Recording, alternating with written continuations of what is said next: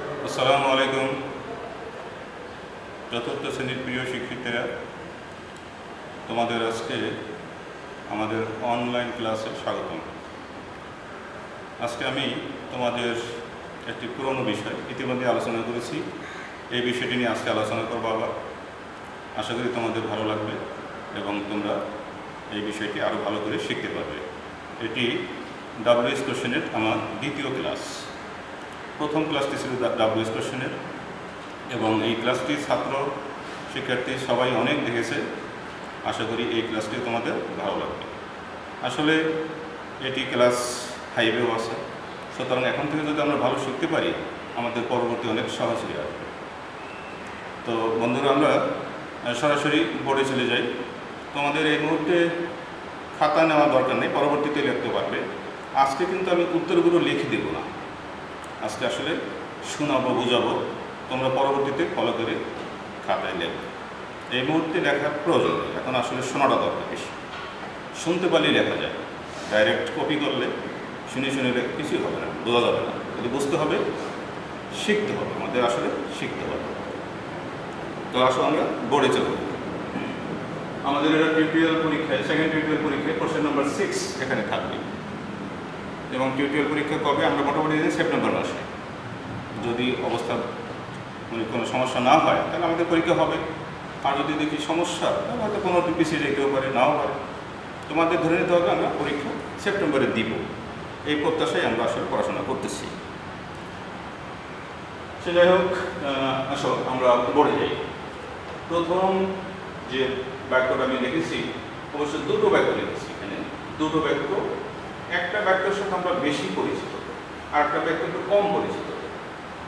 যে I am in class 4, আমি class 4-এ আছি। ক্লাস 4-এ আছি মানে আমি ক্লাস 4-এ পড়ি। এটা একটা উত্তর, মনে করো প্রশ্নটা কেমন হবে।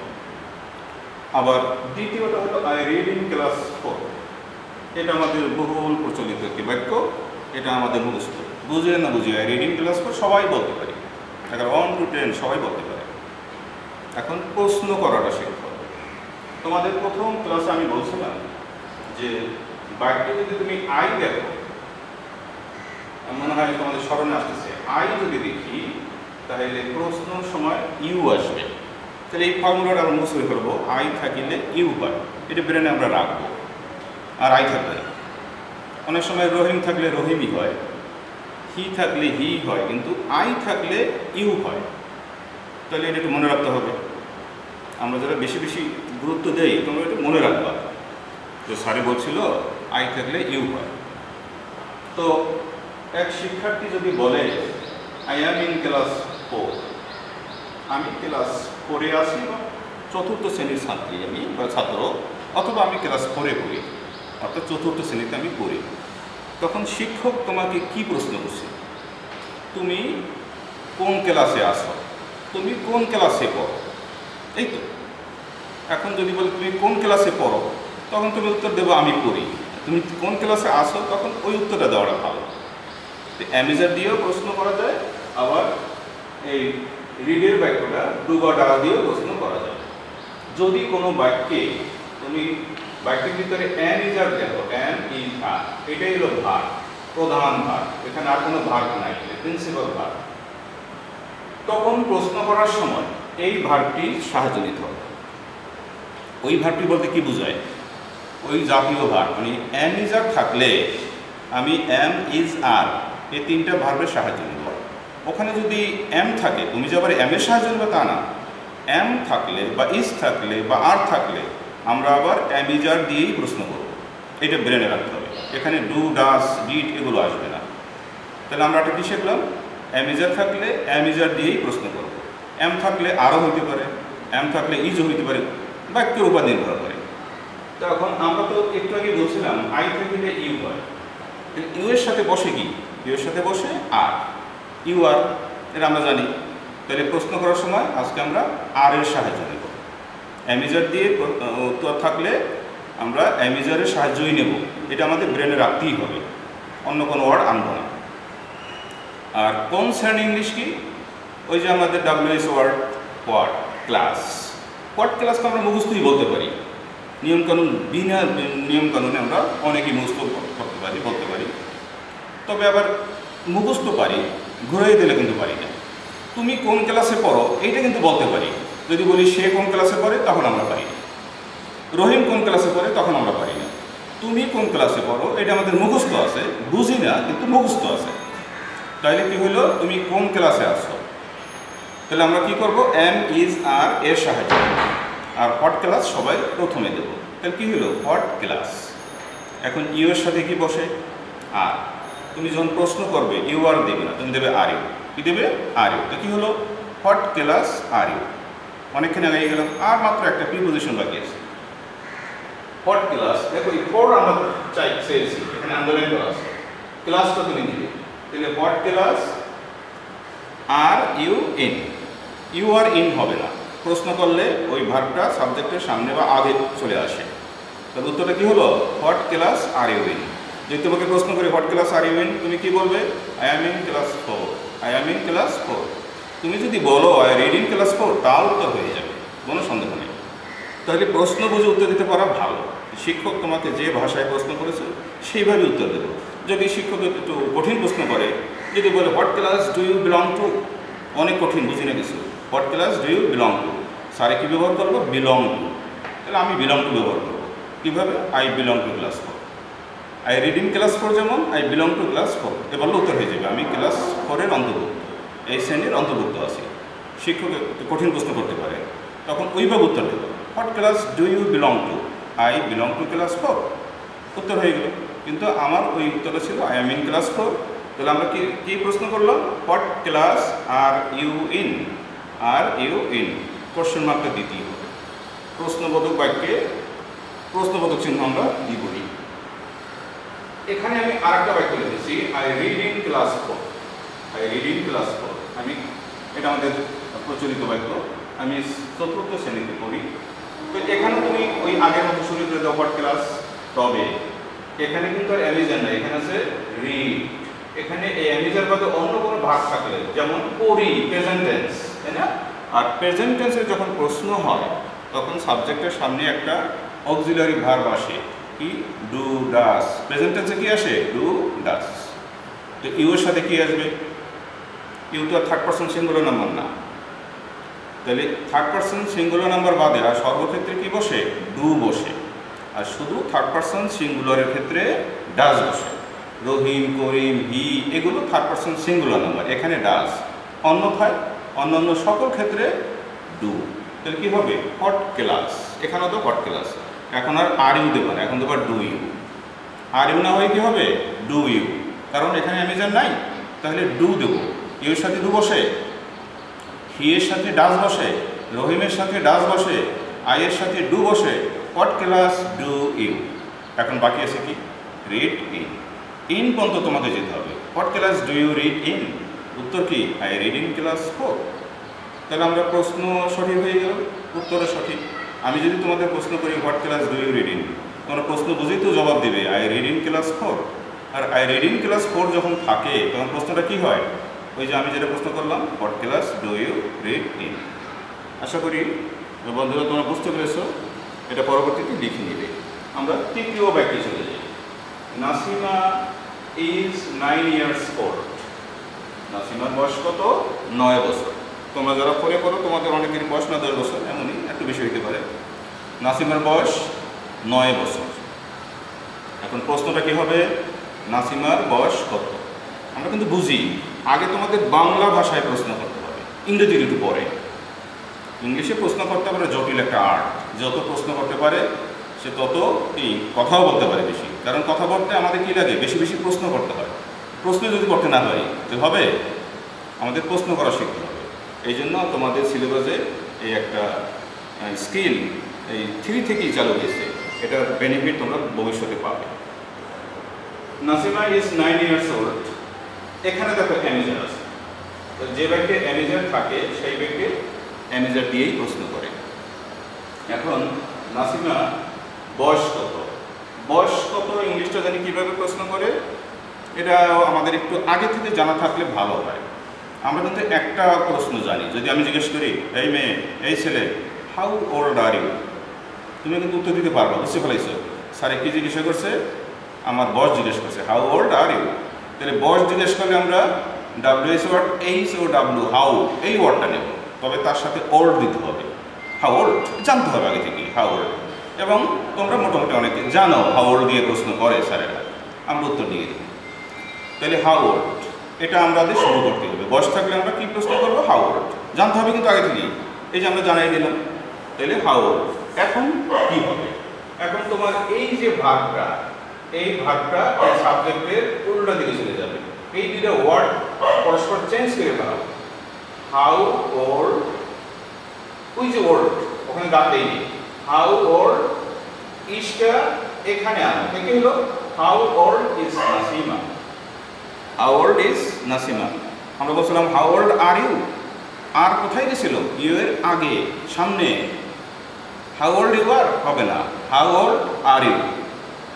How old is he, how old am I. আমার বয়স কত? How old am I. নিজেকেও প্রশ্ন করতে পারো আমার বয়স কত। তাহলে হাউ ওল্ড দিয়েই আমরা কি দেবো? এই ভাগটা ঘুরে দেব। প্রশ্ন করলে ভাগ আগে সাবজেক্টের আগে চলে আসে, সামনে চলে আসে, সামনে বলে লিখে is Nasima, how old is Nasima. আমি যদি প্রশ্ন করি হাউ ওল্ড ইজ নাসিমা, তোমরা বলো নাসিমা ইজ 9 years old। তাহলে আমার প্রশ্ন সঠিক, উত্তর সঠিক। আমার মনে হয় তোমরা বুঝতে পারছো। যদি বলি করিমের বয়স কত? How old is Karim. যদি বলি তোমার বয়স কত? How old are you. যদি বলি তাহার বয়স কত? How old is he or she. তাইলে হি অর শির সাথে ইজ বসে, ইউ এর সাথে আর বসে। আর বলি আমার বয়স কত? আই এর সাথে এম বসে, how old am I. How old am I? I am 30 years old, I am 50 years old তো হতে পারে। তাহলে আমরা বয়স জিজ্ঞেস করতে পারবো। আমরা এখন কাউর বয়স জিজ্ঞেস করতে চাইলে আমরা এখন বয়সটা কীভাবে জিজ্ঞেস করতে হয় আমরা পারবো। সাধারণত আমার সামনে যে বন্ধু থাকে তারই বয়স জিজ্ঞেস করি, তাই না? যে থাকে না তার বয়সটা জিজ্ঞেস করি না সাধারণত। তাহলে আমরা বয়স প্রশ্ন করার এই কৌশলটা আমরা শিখে নিলাম। এখানে আমি মনে হয় নাম্বার একটু এখানে আরেকটা বাক্য লিখেছি, I am 9 years old। I am 9 years old। ওই যে বলছিলাম আই থাকিলে কি হয়? ইউ হয়। তাহলে আমরা এটা শিখেই বলছি আই থাকলে ইউ হয়। আর আমরা তো জানি ইউ এর সাথে এম ইজ আর বসে। তাহলে ইউ আর হবে না আর ইউ হবে? আর ইউ হবে। আর ইউ, আরটা আগে আসবে। তাহলে তোমাকে প্রশ্ন করলাম তোমার বয়স কত? তুমি উত্তর দিলে আমার বয়স 9 বছর। তাহলে আমি তোমাকে কি প্রশ্ন করছিলাম? How old are you. এটা আমাদের প্রচলিত একটি প্রশ্ন, আমরা বুঝতেই পারি। তাহলে আমরা শিখলাম। আমরা কখনোই বলবো না হাউ ওল্ড ইউ আর, বলবো না। আমরা বলবো কি হাউ ওল্ড আর ইউ। জবাবটা কি হবে? I am 9 years old। উত্তরটা হয়ে গেল। আসলে আমরা পরবর্তী বাক্যে চলে যাই। C number. এখানে এ নাম্বারে দুটো বাক্য দিয়েছি তোমাদের সুবিধার্থে, বি নাম্বারে দুটো দিয়েছি, এখন একটা বাক্য। দে like school. They like school কি বিশ্লেষণ করি? দে হচ্ছে third person plural number. Third person plural number, এখানে অনেক ব্যক্তি। Like third person plural number যদি সাবজেক্ট হয় তখন ভার্বের সাথে কিছুই যোগ হয়, মূল ভার্বটাই থাকে। লাইক, লাইকস হলো না, লাইক হলো না, কেমন পাস্ট টেন্স তো হইলে হতে পারতো। তো লাইক এটা প্রেজেন্ট টেন্স, ভার্ব 1। এটাকে তারা স্কুলটা পছন্দ করে, আমরা বলি না পছন্দ করেছিল এমন না, এখন করে। এখন যেটা করে সেটা প্রেজেন্ট টেন্স। যদি ভবিষ্যতে করে তাহলে এটা ফিউচার টেন্স, অতীতে করলে পাস্ট টেন্স। এই তো টেন্স মানে কি? কোনো কাজের সময় প্রকাশ করে। আমরা অনেক কাজ অতীতে করে ফেলছি, এটা পাস্ট টেন্স হয়ে গেল। আমরা ভবিষ্যতে অনেক কিছু করবো, ফিউচার টেন্স, না ভয় পাওয়ার কিছু নেই। আর এখন যেগুলো করি এগুলো সব প্রেজেন্ট টেন্স। টেন্স তো বাক্য হয় না। আমি ভাত খাই, খাই বলতে হয় না, খাই সেটা কি বাক্য হবে? আর খাই তো টেন্স। খাই কোন টেন্স? Present tense. খাবো ফিউচার টেন্স। খেয়েছিলাম পাস্ট টেন্স। টেন্স তো সহজ। আমরা একটা ভাব দিয়ে তো 3টা টেন্স চোখে দেখলাম, অত ভয় পাবো। তাছাড়া যে লাইক স্কুল আমরা কি শিখলাম? Present tense. টেন্সের ব্যাপার আসি, ডাব্লিউএস কোশ্চেন করতে আমাদের টেন্স জানতে হবে। টেন্সটাকে আমরা জটিল করে দেখবো না, খুব হালকা করে দেখবো। একসময় আমরা 2 আর 2 গুনতে কত কষ্ট হইতো, মানে 2 আর 2 5 হয়ে যায়, 2 আর 2 3 হয়ে যায়। এখন গুনি না, 2 আর 2 4 বলে দিই, শিখে ফেলেছি। যখন তুমি শিখে ফেলবে তখন সহজ হয়ে যায়। টেন্সের এখন ভীতি আছে, বাবা স্যারে টেন্স বলে কি জানি কঠিন। নো, টেন্স অনেক সহজ। এক সময় দেখবা একটা খুব অতি সহজে তুমি টেন্স বুঝতে পেরেছ। তারা স্কুল পছন্দ করে। এখন প্রশ্নটা কি হবে? তোমাদের যদি জিজ্ঞেস করি এটাকে প্রশ্ন করো তো বাংলা ভাষায়, তোমরা বলবো স্যার তারা কি পছন্দ করে, তারা কি পছন্দ করে, এটা বাংলায় তোমরা বলবো। এখন তারা কি পছন্দ করে এটা যদি আমরা ইংরেজিতে আনতে পারি তাহলে আমরা শিখলাম, আমাদের একটা স্কিল হলো। এটাই আসলে শিক্ষা। এই শিক্ষাটা ভবিষ্যতে অনেক কাজে লাগবে। যদি কোনো ফোরের একটা ছাত্রী বা ছাত্র তাহারা কি পছন্দ করে ইংরেজিতে লিখতে পারে, এটা বিশাল ব্যাপার, নিঃসন্দেহে একটা বিশাল ব্যাপার। তারা কি পছন্দ করে, কি কি ইংলিশ কি অনেকেই জানে। হট অর্থ কি? ওই যে হট অর্থ কি, কি ইংরেজি ওয়ার্ড আমরা সবাই জানি, সুতরাং যেটা জানি সেটা কঠিন না। তাহলে হট ব্যবহার করবো। আর দেখো তোমরা এই ভার্বের সাথে কোনো এস বা ইএস যুক্ত নাই। যখন যুক্ত থাকে না তখন আমরা ডু ব্যবহার করি, আর যখন এস থাকে তখন আমরা ডাস ব্যবহার করি। তাহলে এস থাকলে আবার ডাস হয়, এসের সাথে এসের একটা মিল আছে। লাইকের সাথে এস পিএস নাই, তখন আমরা ডু দেবো। কত সুন্দর নিয়ম, একটু মনে রাখলেই হয়। আর মনে কখন থাকে? বারবার শুনলে। তোমরা একটা ভিডিও বারবার দেখবা, আমাদের এইগুলো তো ইউটিউবে সবসময় থাকবে, অতীতেরগুলো বারবার দেখবা, তো তুমি বেশি শিখতে পারবে। ওই যে বললাম যতই পড়ে ততই শেখে, এর বিকল্প নেই। তাহলে আমরা লাইক আছে, আমরা ডু ব্যবহার করবো। তাহলে আমি প্রশ্নটা করি, প্রথমে কি দেবো? হোয়াট। কি দেবো? হোয়াট। আমি কিন্তু লিখে দিচ্ছি না আজকে, তোমরা হোয়াট বানান জানো, লিখতে পারবে। আর ওই যে লাইক বলে দেয় তুমি ডু দাও, তাহলে কি হলো? স্কুল তো দেবো না। What do they like. What দিয়ে শুরু, তারপরে সাবজেক্টের আগে একটা অক্সিলারি ভার্ব দেবো, সাহায্যকারী ক্রিয়া ডু। ডাস দেবো না, ডিড দেবো না, অ্যামেজার দেবো না, আমরা দেবো ডু, কারণ এখানে অ্যামেজার নাই। এখানে অ্যামেজার থাকলে অ্যামেজার দিতাম। তাহলে হোয়াট ডু দে লাইক, প্রশ্নবোধক চিহ্ন দেবো। তাহলে আমার মনে হয় তোমাদের এখন এটা লিখতে পারবা, হোয়াট ডু দে লাইক। কখনো বলবো না হোয়াট ডাজ দে লাইক, দিব না, হোয়াট ডু দে লাইক। আমি যদি প্রশ্ন করি হোয়াট ডু দে লাইক, তোমরা কি বলবা? They like school, they like school, উত্তর হয়ে গেল। আমরা পরবর্তী বাক্যে চলে যাই। D number, he went home, সে বাড়ি গিয়েছিল। কোথায় গিয়েছিল? বাড়ি গিয়েছিল। এটা হলো সাবজেক্ট প্রোনাউন আমরাকে বলি।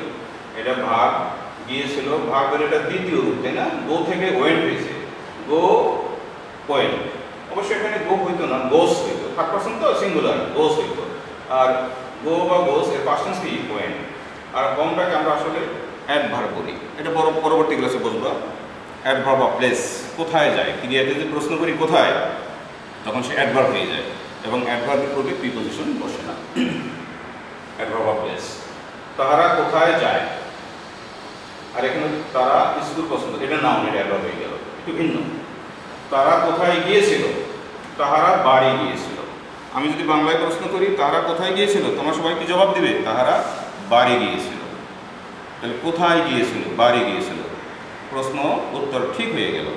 এখন তাহারা কোথায় গিয়েছিল এটা আমরা এখন শিখব।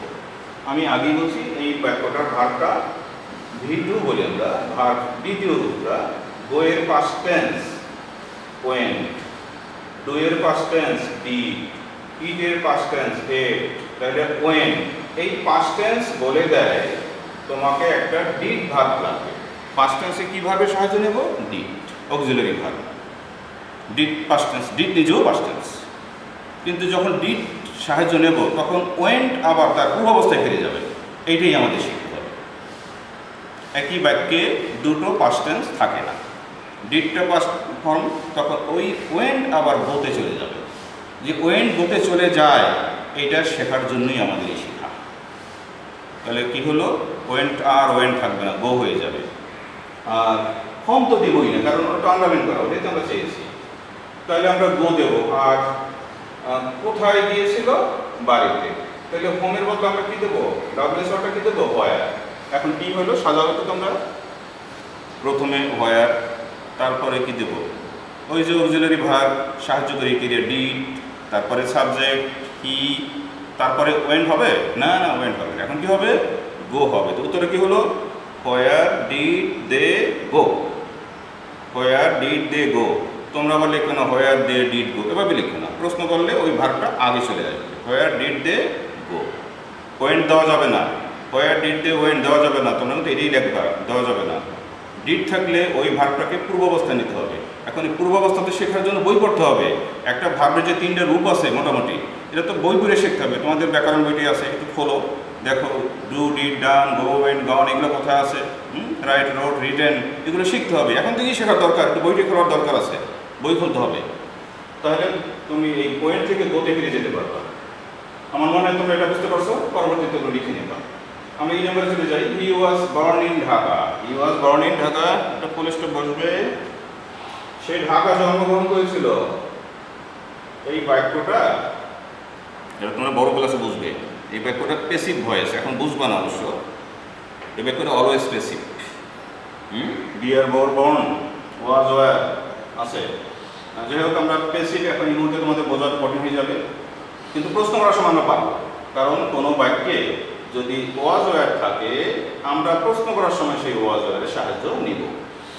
ওই যে দেখছিলাম তোমরা এখানে এম আছে, তো এম এর জন্য কিন্তু এটা আর হয়ে গেছিল, কারণ আই থাকিলে ইউ হয়, ইউ এর সাথে আর হয়।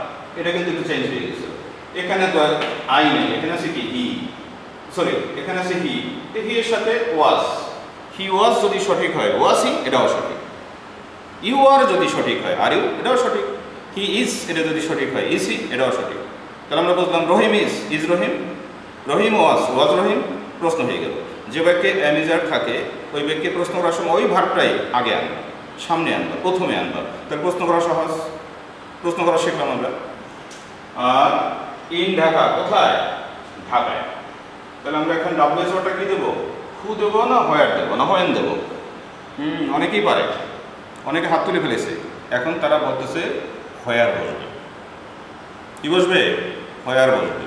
তাহলে কোথায় জন্মগ্রহণ করেছিল? ঢাকায়। তাহলে আমরা হোয়ার ব্যবহার করবো। আর কি করব? এই ওয়াজ ভার্বটা থাকবে, আমরা তো শিখছি বাক্যের ভিতরে অ্যামিজার ওয়াজ ভার্ব থাকে, ওটা দিয়েই প্রশ্ন করবো। তাহলে ওটা কোথায় দেবো? সাবজেক্টের আগে আনবো, অর্থাৎ এই দুইটা ওয়ার্ড ঘুরাইয়া দেবা, সাবজেক্ট ভার্ব ঘুরাইয়া দেবা, চেঞ্জ করে দেবা। তাহলে হোয়ার ওয়াজ he born, where was he born. উত্তর, হি ওয়াজ বর্ন ইন ঢাকা। যদি বলি হোয়ার ইউ বর্ন, তুমি কোথায় জন্মগ্রহণ করেছিলে? তুমি বলবো I was born in Comilla. তো আমি প্রশ্ন কি করলাম? Were you born. ইউ এর সাথে কিন্তু ওয়ার বসে, ইউ ওয়ার। কঠিন প্রশ্ন, কিন্তু জবাবের সময় তুমি কি দেবা? I was born. আই এর সাথে ওয়াজ বসে, এটাও খেয়াল করতে হবে। তাহলে প্রশ্ন বুঝতে হবে, উত্তরও বুঝতে হবে। অর্থাৎ এই বুঝতে যখন পারবে, তখন তুমি এই একটা বিশাল দক্ষতা, স্কিল তুমি শিখে ফেলবে। আসো আমরা একটি বা দুটো বাক্য আছে। শিহাব, তোমাদের সেদিন তার ক্লাসের সেই শিহাবকে আমরা এখানে আনছি, তোমাদের পরিচিত বাক্য। Shihab runs to the window. Shihab দৌড়িয়ে জানলার কাছে যায়। কোথায় যায়? জানলার কাছে যায়। সেদিন আমরা প্রশ্ন দিয়েছিলাম, উত্তর লিখছিলাম। আজকে আমরা উত্তর দিয়ে দিলাম, প্রশ্ন করবো। কি সুন্দর! প্রশ্ন করলে উত্তর পারি, উত্তর করলে প্রশ্ন পারি। দুটো স্কিল একসাথে আমাদের শিখবো। তখন এখন থেকে আমাদের প্রশ্ন অত ভুল হবে না। নিশ্চিত তোমরা প্রশ্ন উত্তর এখন অনেক সচেতন হয়ে যাবে এবং ভালো করবো। আমরা প্রশ্নটা করি বাংলা ভাষায়। শিহাব কোথায় দৌড়িয়ে যায়? ওই যে বৃষ্টি পড়ে তো, দৌড়ে যে সে জানাটা খুলে দিয়েছে, তার মা খুশি, ছেলেটা খুব বিউটিফুল কথা শোনে। শিহাব কোথায় যায়? জানলার কাছে যায়। তাহলে আমরা এখানে হোয়েন ব্যবহার করবো না হোয়ার? তোমরাই এখন বুঝতে পারতেছ। হোয়ার, কোথায় যায়? জানলার কাছে যায়। আমরা হোয়ার ব্যবহার করবো। হোয়ারের পরে কি দেব? দেখি আমরা কি দেবো, একটু চিন্তা করি সবাই। কি দেবো? অ্যামেজার? অনেকেই রাজি হয় না, অ্যামেজার বাক্যে নাই। অ্যামেজার বাক্যে নাই। কেউ কেউ বলতেছে স্যার ডু বা ডাস হবে। এখন তোমরাই বলো, ডু হবে না ডাস হবে? ডু না, ডু হবে না। কেন হবে না? দেখো তো, রানের সাথে এস আছে কিনা? রানস আছে। এস থাকিলে আমরা এস দেবো, অর্থাৎ ডাস দেবো। এটা শিখলাম। রানস এস আছে, আমরা ডাস ব্যবহার করবো।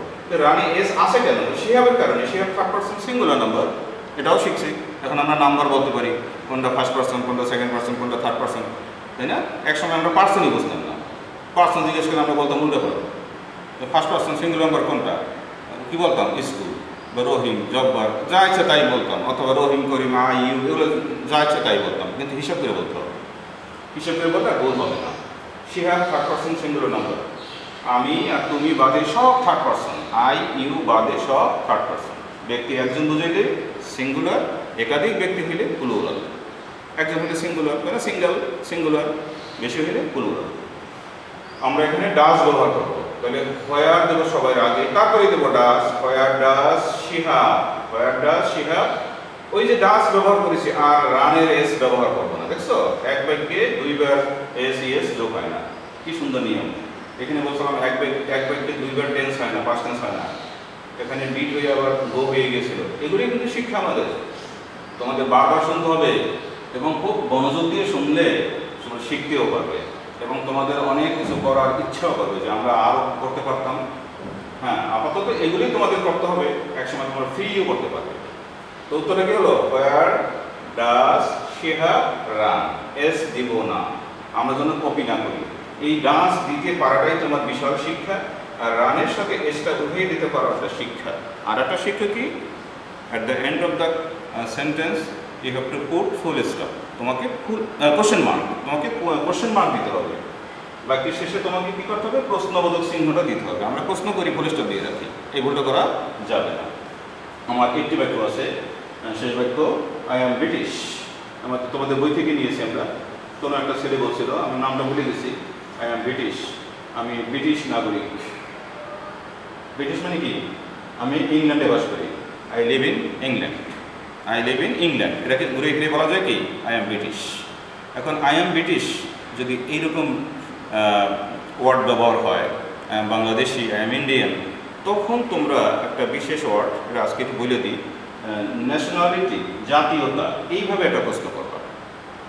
আর আই আছে কিন্তু এখানে, তাহলে আইটা ইউ হয়ে যেতে পারে এবং বাক্যে মিলের কারণে সেটা ইউ বা ইউর হয়ে যেতে পারে। আমি যদি প্রশ্ন করি তোমার জাতীয়তা কি?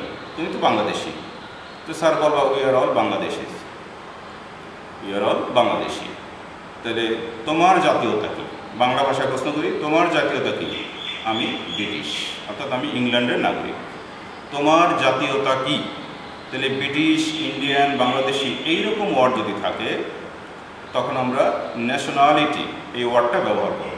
আজকে আমরা শিখিয়ে দিলাম ন্যাশনালিটি। ন্যাশনালিটি বানানটা পারবা, ন্যাশন লিখবা, ন্যাশন আ এ দিয়ে LITY, ন্যাশন আ লি টি LITY, ন্যাশনালিটি। তোমার জাতীয়তা কি? I am British. তোমার জাতীয়তা কি? আমি বাংলাদেশি। তো তোমার জাতীয়তা কি? কির জন্য কি দেবো? What is your nationality? কি বলবা? আই অ্যাম ব্রিটিশ, তাই না? সুন্দর তো হয়ে ঘুরাই হলো। তোমাদেরকে জিজ্ঞেস করি হোয়াট ইজ ইয়োর ন্যাশনালিটি, তুমি কি বলতে পারো? I am Bangladeshi, I am Bangladeshi. সুন্দর মিল, আই অ্যাম বাংলাদেশি। তাহলে আমরা এটাও ধরতে পারছি কীভাবে জাতীয়তা প্রশ্ন করে, কোনো দেশের নাগরিক হলে কীভাবে প্রশ্ন করে, ঘুরে ফিরে প্রশ্ন করা যায়। আমরা সহজ প্রশ্নই করলাম, হোয়াট ইজ ইয়োর ন্যাশনালিটি। প্রিয় শিক্ষার্থী বন্ধুরা, আমরা ক্লাসের একটা শেষ পর্যায়ে চলে এসেছি এবং সামনে তোমাদের ঈদ। আমরা এটি তোমাদের বাড়ির কাজ হিসেবে দেব। এই বাক্যগুলো ক্লাস 3 পরের বাচ্চারা কিন্তু বাড়ির কাজ ভালো করে এবং অনেকে নিয়মিত করে। আমি অনেকে পাই নিয়মিত, আমি অনেকে উত্তরও দিয়ে দিই। এবং সেদিন এক মেয়েকে বলছিলাম তোমার একটা সমস্যা আছে, দেখা সে আজকে শুদ্ধ উত্তর দিয়ে আমাকে আবার লিখছে এবং সে স্পেস বাড়াই দিয়ে ভালো করে লিখছে। কষ্ট হয়েছে, লাইনগুলো সব বেকার হয়ে গেছে, কিন্তু কষ্ট হয়েছে তার, কারণ অভ্যাস নেই তো, ঘন ঘন লেখার অভ্যাস। তো যাই হোক, তোমরা লেখার অভ্যাসটা করো, বাড়ি কাজটা করবে, করে সুন্দর করে এটা ছবি তুলবে, ছবিতে রোল নাম্বার দিয়ে, শাখা রোল দিয়ে তোমরা ফেসবুকে কমেন্ট বক্সে আপলোড করে দেবে। এবং ঈদের আগে আর ক্লাস হবে না, এটা আমরা দেখব এবং এটা তোমরা অবশ্যই দিবে, কারণ আগে বলছি এর উপর তোমার অনেক কিছু নির্ভর করে। ভবিষ্যতে অ্যানুয়াল পরীক্ষা, রেজাল্ট, ফলাফল, মেধাক্রম সব কিছু নির্ভর করে।